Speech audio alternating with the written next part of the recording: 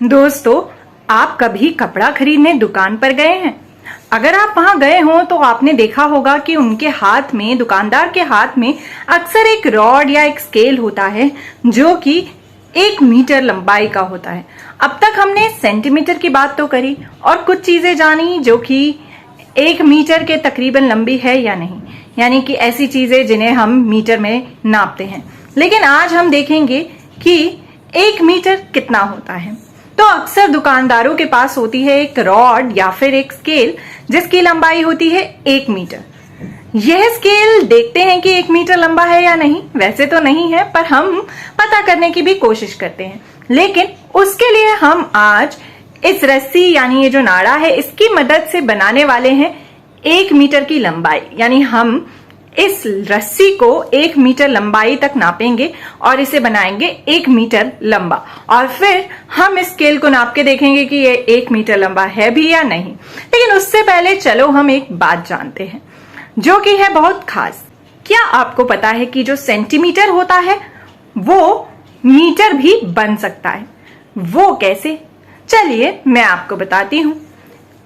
1 metre जो होता है वो बराबर होता है 100 सेंटीमीटर के। तो 1 मीटर की लंबाई को अगर हमने नापना है तो हम 100 सेंटीमीटर भी नाप सकते हैं। तो आज हम यही करने वाले हैं कि इस स्केल में सेंटीमीटर मौजूद हैं, तो हम 100 सेंटीमीटर तक इस रस्सी को नापेंगे और वहां पर गांठ बांध देंगे जहां 100 सेंटीमीटर की लंबाई हो जाएगी पूरी। तो हमें मिल जाएगी कितने मीटर की रस्सी? 1 मीटर की रस्सी। और फिर उससे हम पता लगा सकते हैं कि आखिर ये स्केल 1 मीटर लंबा है भी या नहीं। तो चलिए दोस्तों, हम इस रस्सी को बनाते हैं 1 मीटर लंबा। तो अगर हम ध्यान से इस तरफ देखें तो यहाँ स्केल पर है सेंटीमीटर्स। हम एक बात जानते हैं कि 1 मीटर होता है 100 सेंटीमीटर के बराबर। यानी कि अगर हम 100 सेंटीमीटर लंबी रस्सी को नाप ले तो हमारे पास होगी 1 मीटर लंबी रस्सी। तो यह देखिए, यहाँ से ये शुरू हो रहा है सेंटीमीटर का स्केल और ये इस तरह से यहाँ आगे बढ़ रहा है। लेकिन हम चुनते हैं 10 को। हम 10-10 सेंटीमीटर करके रस्सी को नापते हैं, क्योंकि ये स्केल पूरा 100 सेंटीमीटर तो नहीं है, तो हम 1 मीटर नहीं नाप पाएंगे।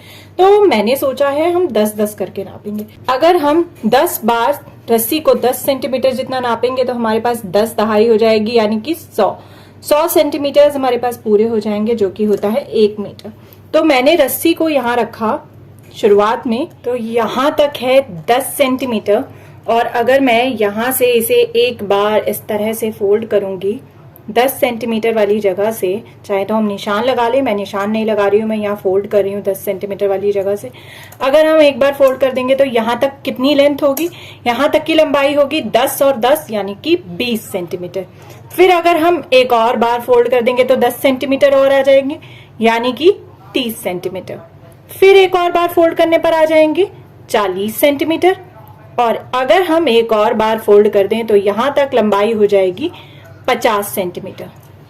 तो यहां तक की लंबाई हमें मालूम पड़ चुकी है कि रस्सी की यहां तक की लंबाई है 50 सेंटीमीटर।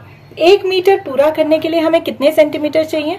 1 मीटर पूरा करने के लिए हमें चाहिए 100 सेंटीमीटर। अब तक हम 50 सेंटीमीटर लंबाई देख चुके हैं, तो 50 में और कितने जोड़ेंगे और कितनी दहाई जोड़ेंगे कि 10 दहाई पूरी हो जाए? 5 दहाई हम कर चुके हैं, लंबाई नाप चुके हैं। अगर हम 5 दहाई और यानी कि 50 सेंटीमीटर और लंबाई नाप ले, इतनी ही लंबाई और नाप ले, तो यह रस्सी जो है उसकी लंबाई पूरी हो जाएगी 100 सेंटीमीटर यानी कि 1 मीटर जितनी।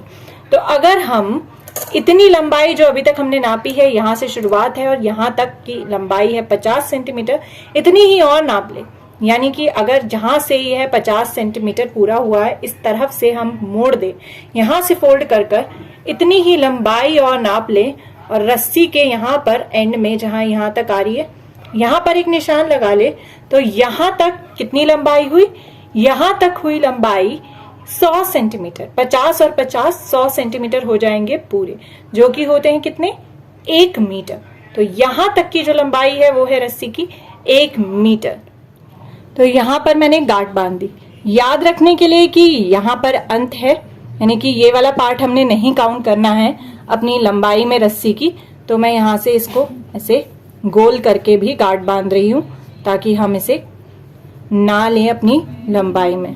तो हमने 1 मीटर लंबी रस्सी जो है वो नाप ली है, यानी 1 मीटर लंबी रस्सी बना ली है, जो कि है 100 सेंटीमीटर जितनी।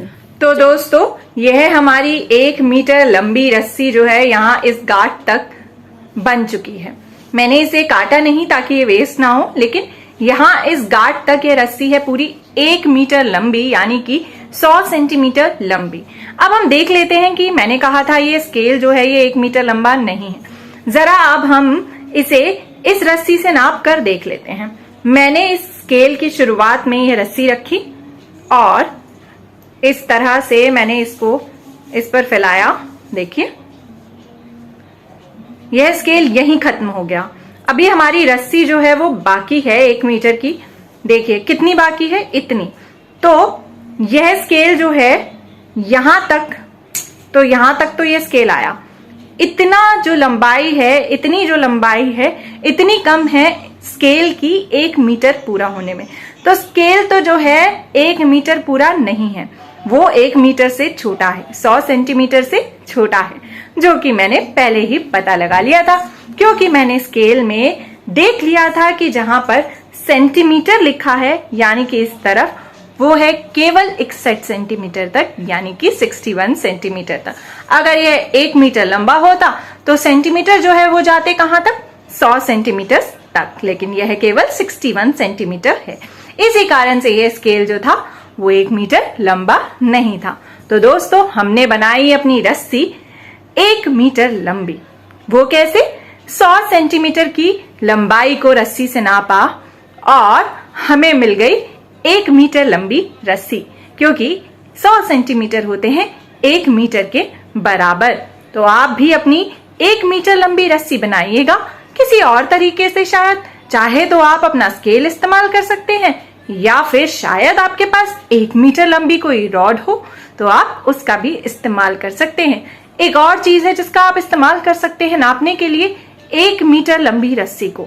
अगर आपके घर में है यह इंची टेप, यह इंची टेप जो होता है वो 1 मीटर से काफी लंबा होता है, यानी 100 सेंटीमीटर से काफी लंबा होता है। तो हम इसकी मदद से भी नाप सकते हैं 1 मीटर लंबी रस्सी, यानी कि बना सकते हैं अपनी 1 मीटर लंबी रस्सी। तो दोस्तों आप भी जरूर कोशिश करिएगा अपनी 1 मीटर लंबी रस्सी बनाने की, और फिर उससे नाप कर देखिएगा कि क्या क्या चीजें हैं 1 मीटर से छोटी और 1 मीटर से कम।